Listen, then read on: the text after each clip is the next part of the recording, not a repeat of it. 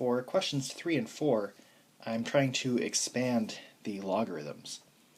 So with question number 3, I have log base 9 of 9 times x. So because I have two numbers that are being multiplied on the inside of a logarithm, I'm able to expand that using the product rule. So I'm using the product rule.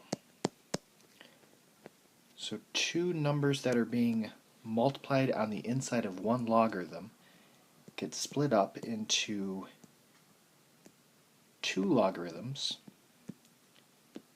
that are separated by addition. So now it's log base 9 of 9 plus log base 9 of x. So we're almost done here.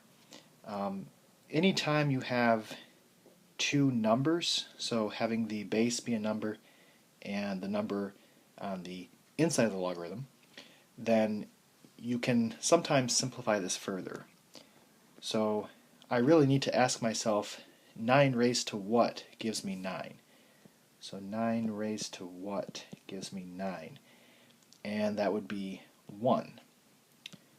So this logarithm here is just equal to 1. Not log of 1, just 1. So this becomes 1 plus log base 9 of x. So always watch out for these ones where you have two numbers that sometimes you can simplify it. Sometimes it'll be 1. If the base and the number match, it'll always be 1. Sometimes it could be other numbers depending on what these two numbers are. Okay, looking at number 4, I have three numbers that are being multiplied on the inside of this logarithm. I have the 2 times the x times the y.